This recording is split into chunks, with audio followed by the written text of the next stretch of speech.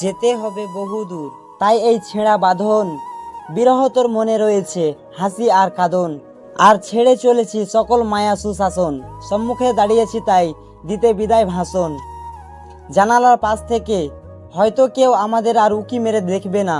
হাবিবুর স্যারের কাছে ছোট ছোট আবদারের খাতাটা আর হয়তো নিয়ে যাওয়া হবে না।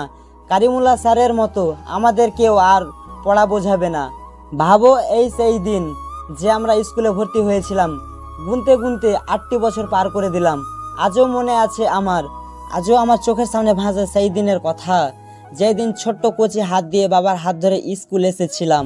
একেবারে অবুঝ অবস্থায় এই বিদ্যাপীঠে এসেছিলাম। তখন কিছুই বুঝতাম না। যতদিনে বুঝতে শিখেছি ততদিনে অনেক ভুল করে ফেলেছি। আপনারা আমাদের ক্ষমা করে দিবেন। আজ শারীরিক ও মানসিকভাবে হয়তো অনেক বড় হয়ে গেছি, কিন্তু ইচ্ছে না থাকার সত্ত্বেও আমাদের এই প্রতিষ্ঠান থেকে আজকে আমাদের বিদায় নিতে হচ্ছে। বিদায় সবাইকে একদিন নিতে হবে। টেস্ট পরীক্ষা শেষ। স্কুল থেকে আসার সময় স্যার বলল, কালকে থেকে তোমাদের আর ক্লাস হবে না, কোচিং হবে।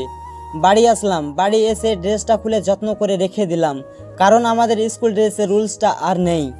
এখন যে যার মতো, পড়লেও চলবে, না পড়লেও চলবে। ড্রেসটা যত্ন করে রাখলাম, কারণ আমার ড্রেসের সাথে আমার জীবনের বেস্ট সময়গুলো জড়িয়ে আছে। The end of higher second year batch. School না যাওয়ার জন্য কত বাহানা, কত অজুহাত খুঁজতাম। ক্লাস 11-এ ওঠার পরে এমনটা ভাবতে লাগলাম যে এই ভালো সময়টা কখনো যেন না ফুরাই। স্কুল থেকে সবাই যখন একসাথে বাড়ি ফিরতাম, শেষ হয়ে যেত রাস্তা, কিন্তু ফুরাতো না আমাদের কথা। সাক্ষী আছে লাস্ট বেঞ্চ, সাক্ষী ছিল রাস্তা, আমাদের ফেলে আসা হাজারো রূপকথা। ফাইনালি চলে আসলো বিদায়ের সময়। স্কুলের প্রথম দিনটা আর শেষ দিনটা একই ছিল, কিন্তু চোখের জল ফেলেছিলাম 2 দিনই। কিন্তু কারণটা একেবারে আলাদা। একটা স্কুলে যাবার আনন্দ আর একটা বিদায়ের ব্যথা। ব্যাস, এভাবে শেষ হয়ে গেল আমাদের স্কুল জীবনটা। স্নেহের অংশ, কি কথা বলিব তোমাদের আজ, ভুলে গেছি বিদায়ের বিচারে। তোমাদের ছেড়ে যেতে হবে এমন ভাবনায় কখনো জীবন তরি জলে নিমজ্জিত করিনি।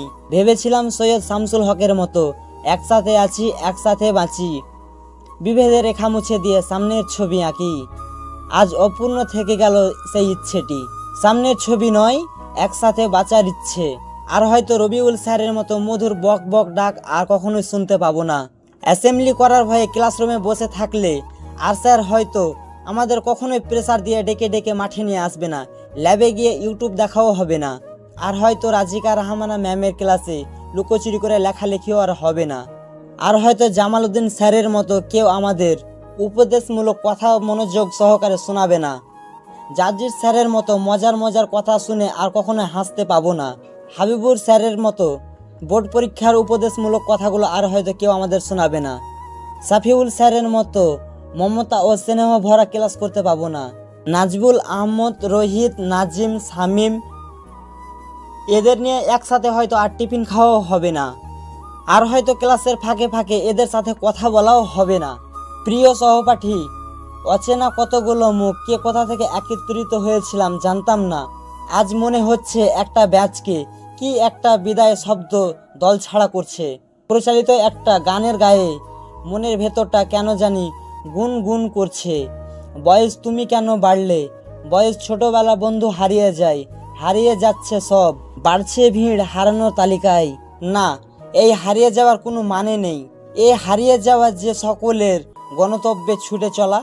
তাই তো আজ আমি বিদায় শব্দটা ব্যবহার করতে চাই না। তবুও আজ যখন আমরা এক শব্দের কাছে বন্দী হয়ে গেছি, তখন বলতেই হবে, যেতে নাহি দিব ভাই, তবু যেতে দিতে হয়।